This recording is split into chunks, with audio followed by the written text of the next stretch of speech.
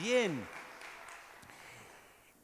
hace un momento cuando oramos por los enfermos, el Señor nos trajo a memoria aquel pasaje que nos habla en Hechos capítulo 16 acerca de lo que sucedió en la iglesia en Filipos, ¿verdad? Ya dijimos que Pablo estaba encarcelado junto con Silas.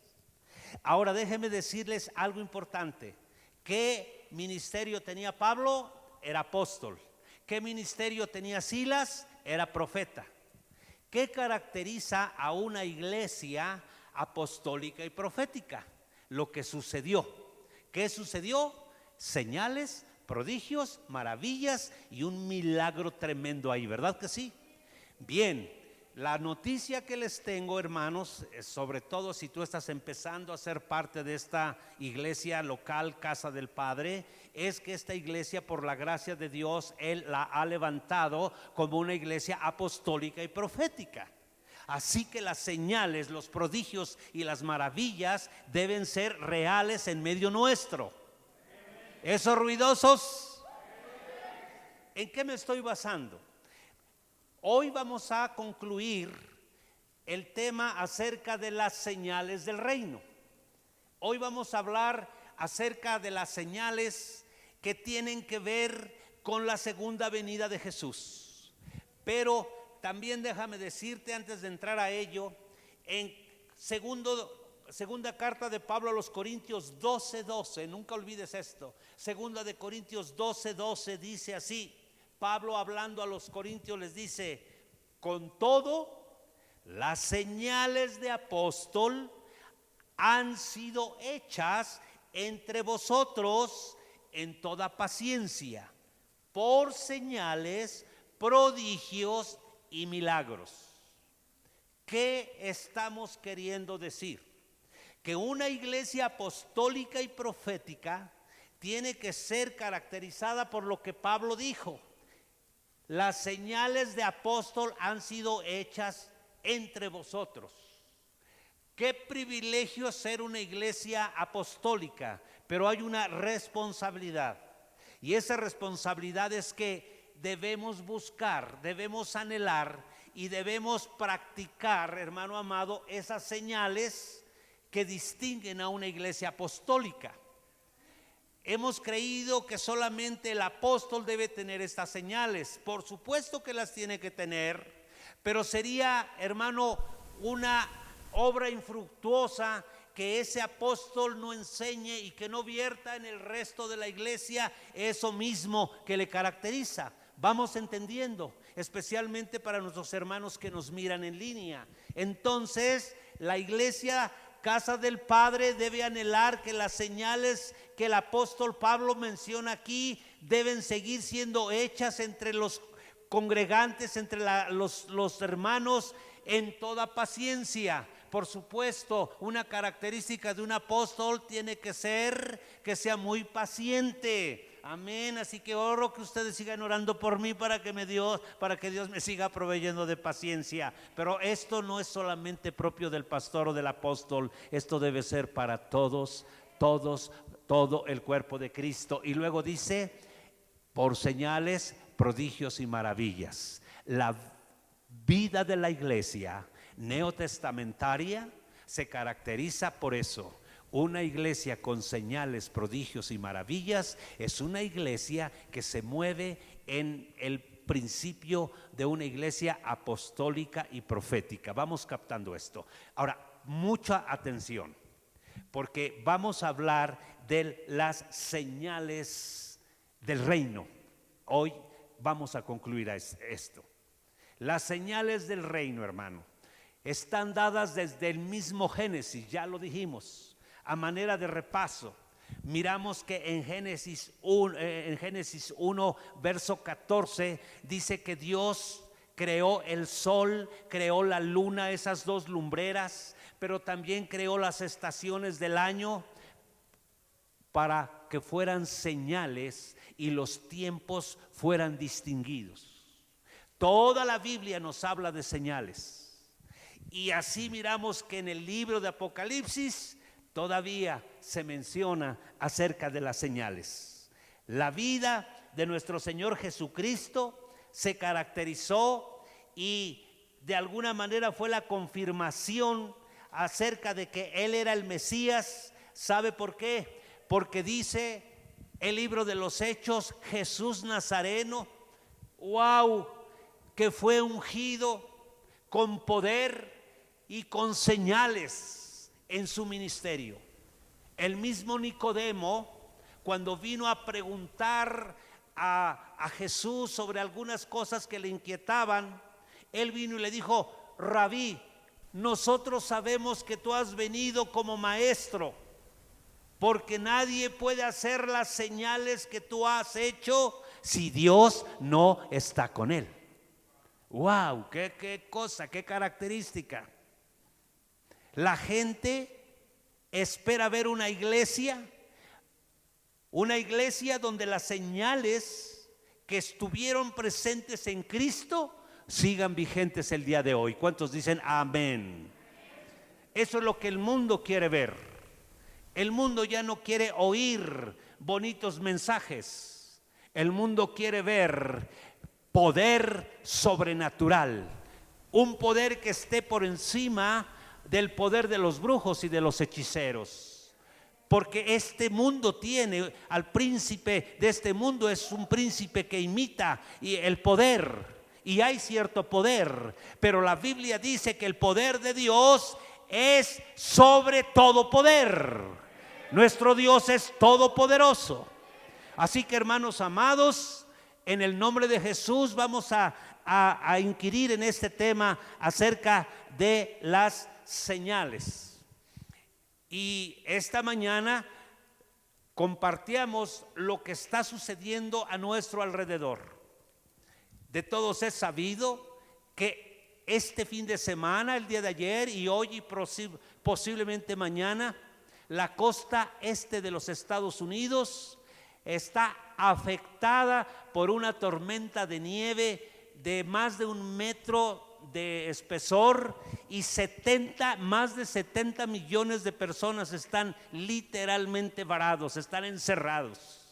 Son cosas, hermano, que nos muestran señales de todo tipo, en el ámbito natural y en el ámbito espiritual. Están sucediendo señales que nos conducen y nos hacen mirar un evento que será el evento más grandioso que sucederá en este mundo. Ese evento se llama la segunda venida de Cristo.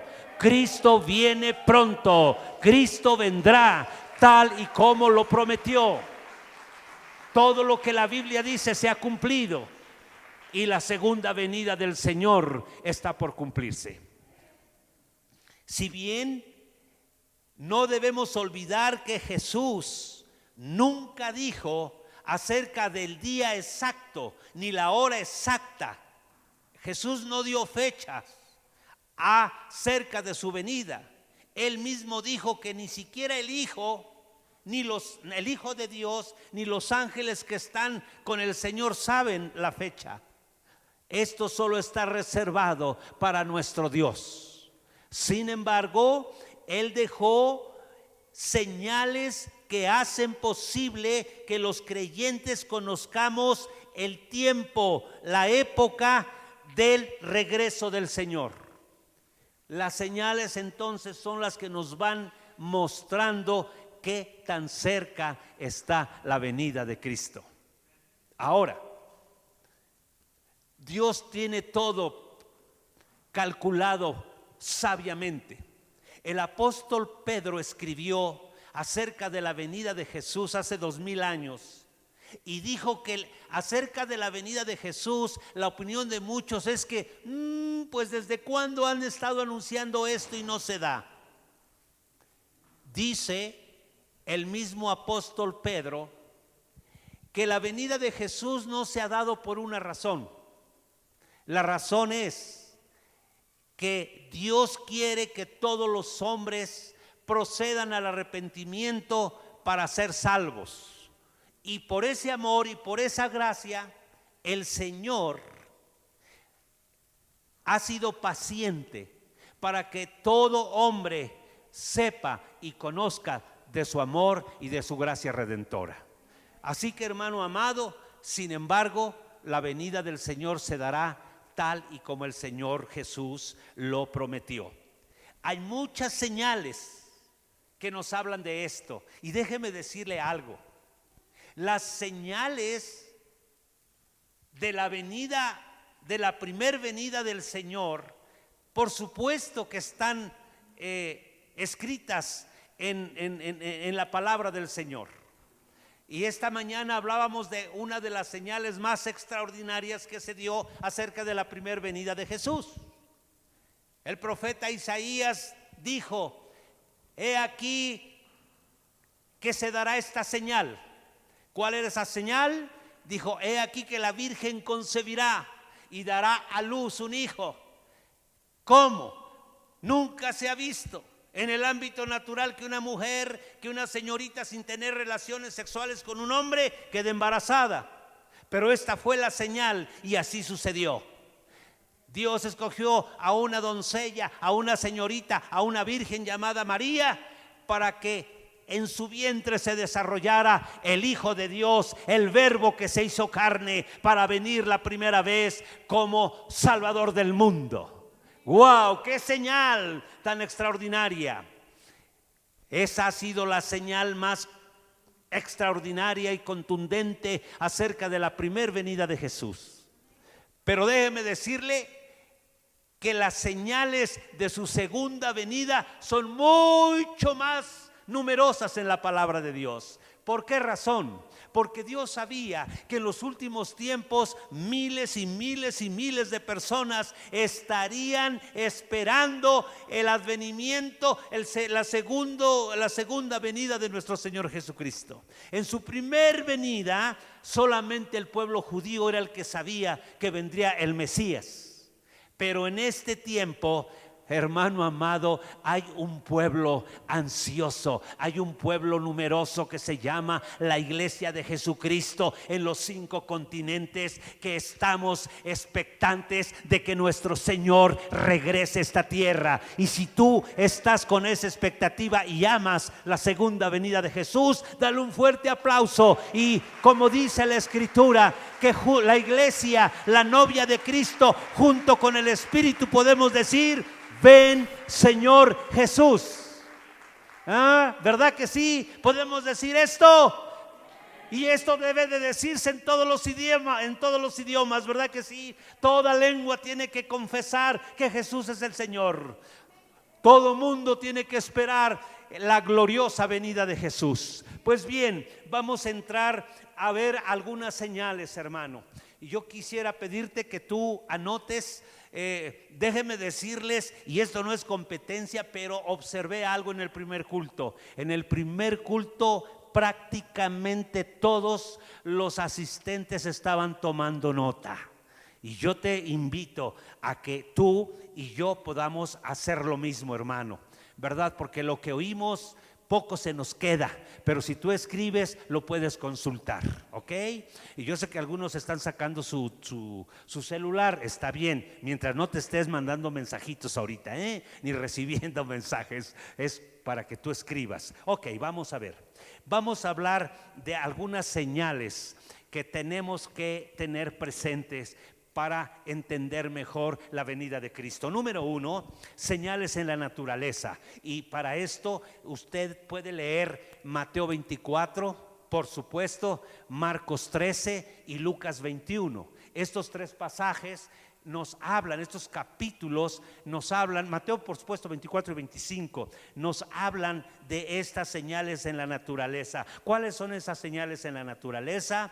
Pues la hambruna, los terremotos, las plagas y las señales en los cielos. Ok, yo quisiera, hermano, que veamos esto en Lucas. Vamos ahí, Lucas capítulo 21, vamos a leer, y aquí pues abarcan muchas de estas señales. Lucas 21, 25, ya lo tenemos. Lucas 21, 25 dice así: entonces habrá señales ¿en dónde? ¿Está leyendo? Lea conmigo. Entonces habrá señales en el sol, en la luna y en las estrellas. Señales en los cielos. Nos detendríamos mucho si empezamos a hablar de esto, pero hoy más que nunca estas señales nos están hablando de la venida de Jesús. Señales en el sol, señales en la luna, señales en las estrellas. ¿Y qué pasará en la tierra? En la tierra habrá angustia de las gentes. Wow. Miramos esto, que hay angustia en esta tierra, por supuesto. Lo que está viviendo en este momento el mundo está trayendo angustia a mucha gente. ¿Cómo está esa gente? Confundidas ¿a causa de qué? Del bramido del mar y de las olas. Aquí encajaría algo que se llama los tsunamis, ¿verdad que sí, hermanos? La gente está confundida, está temerosa de que esto esté siendo cada día más común. Pero sigamos leyendo.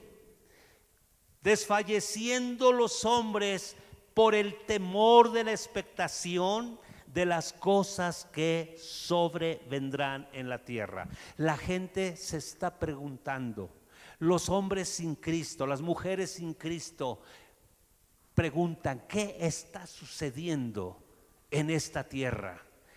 ¿Qué respuesta hay de todo lo que sucede en el ámbito natural? La Biblia dice que estarán desfalleciendo los hombres por el temor de la expectación de las cosas que sobrevendrán en la tierra. ¿Por qué, hermanos? Porque las potencias de los cielos serán conmovidas. Y por potencia de los cielos pudiéramos mencionar una. El sol está emitiendo un tipo de radiación, ¿verdad? Digámoslo de otra manera, el sol se está extinguiendo. Los científicos dicen que sí es posible que el sol llegara a desaparecer. Mire, la Biblia lo dice con mucha claridad, que este sol dejará de ser, los cielos dejarán de ser, la tierra dejará de ser. ¿O no, hermanos? Entonces son cosas que los científicos están descubriendo, están atentos, pero está trayendo a sus corazones cierta incógnita de por qué está sucediendo esto. Muy bien, porque las potencias de los cielos serán conmovidas. Y en medio de todo este hecatombe en el ámbito natural hay algo importante, y esto es lo importante que queremos como iglesia retomar. Lea conmigo el verso 27. Entonces, aleluya. Entonces, ¿qué? Verán al Hijo del Hombre que viene en una nube con poder y gran gloria. Ese es el Cristo que la iglesia predica. Ese es el Cristo en el que hemos confiado. Ese es el Cristo el que va a venir. Por supuesto, la primera vez vino como Salvador, bendito su nombre, pero la segunda venida vendrá ya no como el Cordero inmolado, sino vendrá montado en un caballo blanco, cuyo nombre es Rey de Reyes, Señor de Señores. Vendrá a regir a las naciones con poder y autoridad, y a someter a todos sus enemigos bajo sus pies. Si esto te causa alegría, dale un aplauso al Señor, hermano. Esto cambia nuestra expectativa. Esto nos hace ver las cosas de una manera diferente. Bien, rápidamente vamos a ver algunas señales más. Las señales en la sociedad que podemos estudiar en 2 de Timoteo 3 del 1 al 4. Estas señales de la sociedad es el desorden, la violencia, aleluya, la inmoralidad, la avaricia, el egoísmo, el hedonismo, la rebelión y la desesperación, entre otras cosas, hermano amado. Estas son cosas que caracterizan a nuestra sociedad. La gente está en lo suyo, envuelta en una actitud de indiferencia hacia las cosas de Dios. Y estas cosas, hermano amado, son también una voz fuertísima que nos habla que la conducta social en este mundo nos muestra el grado de las situaciones, cómo se han dado a estas alturas, y que nos hablan también, así como las señales en la naturaleza, de lo mismo: Cristo viene pronto. Tercer señal, señales espirituales que llamamos negativas. Por señales espirituales negativas podemos ver los falsos cristos, los falsos profetas, los grupos cúlticos, o sea, el aumento de cultos a dioses paganos, pero también el crecimiento a culto a demonios como la muerte. Hermano amado, que miramos que ahora ya es algo muy común.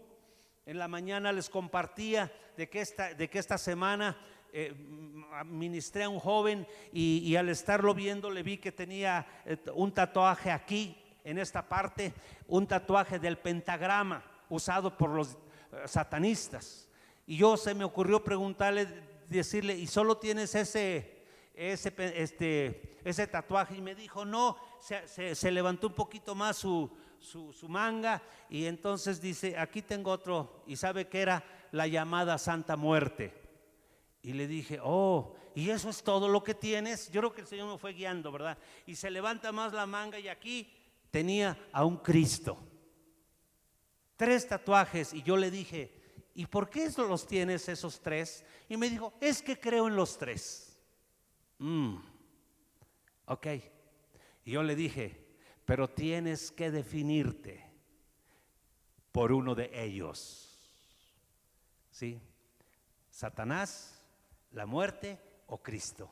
Y yo le dije: quiero que sepas esto, que Cristo venció a estos 2. Venció a la muerte y venció a Satanás. ¿En quién quieres creer? ¿En los vencedores o en el que ganó? El que exhibió públicamente a Satanás. Hermano amado, estas cosas están creciendo. Este tipo de cultos se están dando ahora en una forma ya no velada, ¿verdad? Como era en tiempo atrás. Pues estas cosas están sucediendo, señales espirituales negativas. Y entre las señales espirituales negativas está, hermano amado, la llamada apostasía que vendrá a la iglesia. La apostasía es aquello que alguna vez se creyó y de pronto ya no se cree. Yo explicaba esta mañana que la palabra apostasía en el griego es una palabra que suena fuerte, porque es fuerte. Apostasía en griego es defecar, dejar aquello, o que ya no se puede retener aquello que se obtuvo. Hay mucha gente que está negando a Cristo, que está negando su palabra, que se está retirando de lo que una vez creyó. Guárdenos el Señor, porque la Biblia habla muy claramente que en los últimos tiempos vendrá una gran apostasía en medio de la iglesia, y ya no se diga las herejías que escuchamos por doquier. Mucho cuidado. Pero también, hermanos, gócese, habrá señales espirituales positivas, por supuesto, porque en medio de todo esto está la iglesia que está emergiendo en estos días, una iglesia gloriosa, una iglesia con el poder de Cristo. Y por señales espirituales positivas vamos a mirar algunas. Número 1, que conforme llega la venida de Jesús, hermano, vendrá ese derramamiento del Espíritu Santo por el cual se está orando y se sigue orando, llamado avivamiento en la iglesia. ¿Cuántos esperan esto? Cristo no va a venir por una iglesia mediocre, no va a venir por una iglesia tibia, no va a venir por una iglesia que duerme, va a venir por una iglesia avivada, donde las señales, prodigios y maravillas serán el modus vivendus de la iglesia para demostrar al mundo quién es quién en este tiempo escatológico. Vamos entendiendo esto, hermanos. Y cuando digo iglesia me refiero a la persona, a las personas que tienen a Jesús en su corazón. Esa es la iglesia. Tú y yo somos esa iglesia, hermano. Bendito el nombre del Señor. Derramamiento del Espíritu, tal y como lo profetizó el profeta Joel, que en los últimos tiempos, hermano amado, el Espíritu del Señor se derramaría sobre ¿qué? Sobre toda carne. Bendito el nombre del Señor. Sobre toda carne, y entonces van a empezar a suceder cosas gloriosas, como al principio los jóvenes verán sueños, los ancianos profetizarán, y todo mundo será un instrumento del Espíritu Santo. Aleluya. ¿Cuántos desean esto? Pero también hablamos de señales espirituales positivas, aparte del derramamiento del Espíritu Santo, ese avivamiento que viene de una adoración al estilo davídico. Mire, desde el inicio de la iglesia así lo entendieron los apóstoles. Dijeron que lo que había sucedido el día del Pentecostés era lo que había estado hablando el apóstol Joel, que vendría a ser restaurado el tabernáculo caído de David. Ahora, ¿qué era el tabernáculo caído de David? Hermano, no está hablando de la tienda caída, no está hablando del tabernáculo físico, está hablando de la adoración que David, el cantor, el dulce cantor, el hombre que Dios utilizó para levantar la alabanza como, aleluya, el lugar donde habita el Señor, porque Él habita en medio de la alabanza de su pueblo. En el tabernáculo de Moisés no había alabanza, en el tabernáculo de David sí. En la iglesia de Jesucristo de los últimos tiempos, en casa del Padre, habrá una restauración de lo que es la adoración al Cristo glorioso. Y ya decíamos esta mañana que la adoración en los últimos tiempos será una cuestión determinante. En Apocalipsis capítulo 13 habla de la adoración que se le dará al anticristo, por los que no conocen el evangelio, pero de la adoración profunda, sincera, con convicción de la iglesia que adore al Cordero.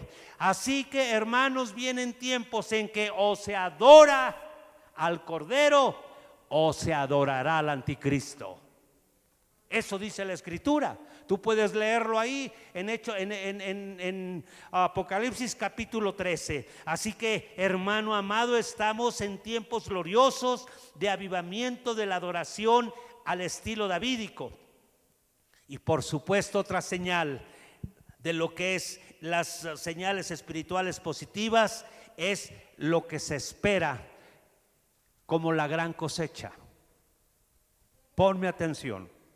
¿Qué es la gran cosecha? ¿Cosecha de qué? Cosecha de almas. Esto se llama el evangelismo mundial, que está basado en Mateo 24:14, que dice, ¿qué dice Mateo 24:14? Y será predicado este evangelio del reino en todo el mundo. ¿En dónde? Evangelismo mundial. ¿Para qué? ¿Cómo qué? Para testimonio ¿a qué? A todas las naciones. Aleluya. Y entonces vendrá el fin. Esta es una señal importantísima, el evangelismo mundial. Wow. Y déjame decirte, esta mañana yo les motivaba a mis hermanos, porque cuando vemos el evangelismo mundial, sí, pues qué bueno, ¿verdad? Nosotros somos parte de ese trabajo, debemos ser parte de ese trabajo. Y con gran gozo, hermano, yo testificaba que Dios nos está permitiendo participar. Y yo bendigo la vida de aquellos que han entendido que debemos, qué tan importante es en este momento apoyar misionera, hermano, que se apoya de diferentes maneras. Diga conmigo: orando, dando y yendo. Estoy muy bendecido por el Señor, porque en estos días están saliendo hermanos nuestros, gente conocida de México, a predicar el evangelio a lugares tremendos. Nuestro hermano Isidoro de aquí de Toluca y nuestro hermano Babú de Oaxaca, Wilfrido, regresan a Nepal después de casi un año y medio de estar por aquí, ¿verdad? Por causa de la pandemia. ¿No les causa gozo eso? Que dos compatriotas vayan a las montañas allá a predicar el evangelio para que se cumpla esto. Por supuesto que sí. Estamos apoyando y yo bendigo su vida, porque hemos estado ya enviando la primera ofrenda misionera de este año a nuestra hermana Sonia Eslava. ¿Sabe dónde está Sonia Eslava? En el África. ¿En qué país? En Costa de Marfil, y miles están siendo tocados. Bendito el Señor. No todos podemos ir a Costa de Marfil, pero todos podemos estar orando y todos podemos estar participando. Bendigo tu vida, porque tú te estás envolviendo en esto, quizás sin saberlo a profundidad. Estamos siendo partícipes del evangelismo mundial. Wow, nuestros hermanos, nuestro hermano Jaime Hernández con su familia, que no pudo venir hace una semana o 2 semanas, ya sale para Brasil, al Amazonas, a predicar allá. Wow, y me gozo, y les tengo una buena noticia. En esta semana, el día 1, que es pasado mañana, ¿no? Bueno, el día 1 de febrero sale un hermano de en medio de la red Casa del Padre. Oh, aleluya. Nuestro hermano Michel Moreno, que se congrega con nuestro hermano Luis Prendes, que están bajo esta cobertura, sale para España junto con su familia. Aleluya. Se va como misionero para predicarle a aquellos en aquellos lugares. Denle un fuerte aplauso al Señor. El evangelismo mundial está tomando fuerza. Y allá también otro compatriota, nuestro hermano Efraín Barbosa, ¿verdad? Y prepárate, porque Dios va a seguir levantando hombres y mujeres de estas tierras, de esta América, que en algunas veces se dijo: podrá salir algo bueno de América, podrá salir algo bueno de México, podrá salir algo bueno de San Mateo Atenco. Claro que sí, para que su gloria sea manifiesta. Denle un aplauso al Señor, hermano. Hay muchas otras señales,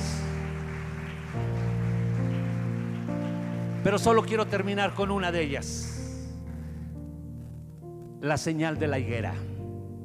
La higuera en la profecía bíblica tiene que ver con el pueblo de Israel. El Señor dijo: cuando veas que la higuera está empezando a florecer, sabed que el verano está cerca. Todo lo que le suceda a Israel será el reloj profético de lo que se ha de cumplir. Esta mañana yo hablaba de un suceso natural. El río Éufrates se está secando, así como lo dice Apocalipsis, si lo tienen por ahí, 16 verso 12, a ver si es así, verso 13, pónganmelo. Dice que este río tan caudaloso, es uno de los más grandes del mundo, se secará. 12 dice: el sexto ángel derramó su copa sobre el gran río. Y fíjese que dice gran río Éufrates, porque junto con el Tigris y junto con el Nilo y junto con el Amazonas son de los ríos más grandes del mundo. Y el agua de este se secó. Cuando se escribió eso, alguien ha de haber dicho: estos están súper locos. Juan, cuando escribió eso, estaba loco, han de haber dicho. Pero se está cumpliendo. El río Éufrates se está secando. ¿Y sabe para qué? Porque donde era el caudal de ese río lo usarán un ejército de 200 millones de soldados, para que estuviese preparado el camino a los reyes del oriente. Pásame el 13. Mire lo que dice: y vi salir de la boca del dragón y de la boca de la bestia y de la boca del falso profeta 3 espíritus inmundos a manera de ranas. Hermano, Satanás sabe que las señales del reino van a estar presentes en la iglesia, pero también él estará usando señales para confundir a la gente.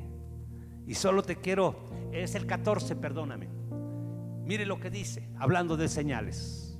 Pues son espíritus de demonios. ¿Que hacen qué? ¿Que hacen qué? Entonces nosotros tenemos que, como iglesia, discernir cuáles son las señales del reino de Dios y cuáles serán las señales del reino de las tinieblas.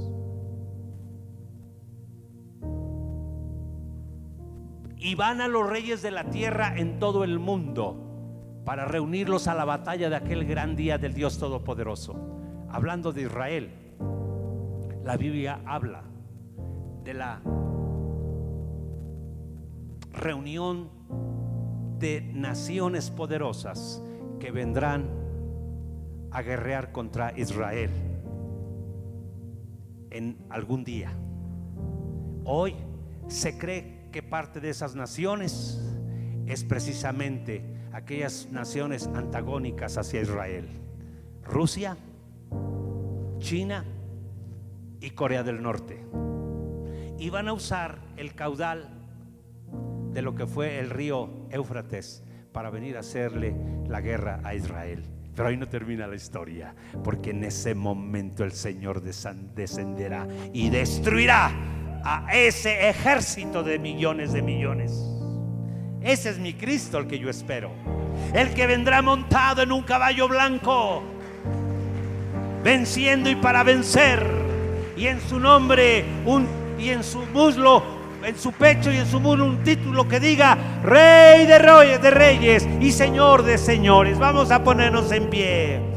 Las señales, los prodigios y las maravillas deben ser dadas en una iglesia que cree, aleluya, que cree que su Cristo es victorioso y que lo que Él dijo será hecho. El cielo y la tierra pasará, pero la palabra del Señor no pasará. Termino con esto. Lo he estado diciendo, lo he estado compartiendo. Creo que vamos a tener que tener un curso, un seminario o una serie de predicaciones acerca de las cuestiones escatológicas. Las cuestiones escatológicas es lo que hoy estamos hablando, el acontecimiento de las cosas finales. Termino con lo que dice Lucas 21.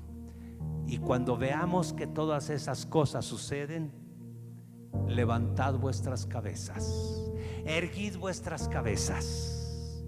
Cuando yo estaba leyendo esto, me mostró el Señor una visión. Ponga mucha atención.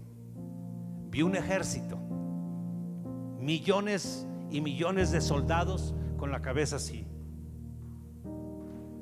Un ejército no va a la guerra con la cabeza agachada.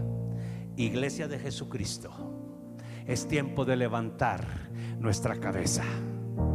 Es tiempo de erguir nuestra cabeza y de mirar quién viene, de mirar quién es el que está con nosotros, de mirar quién es el general de ese ejército. Es Cristo el vencedor, cabeza de la iglesia, el que nunca ha perdido ninguna batalla. Él es el Cordero, Él es el victorioso. Por eso es el único que se halló digno de desatar los sellos.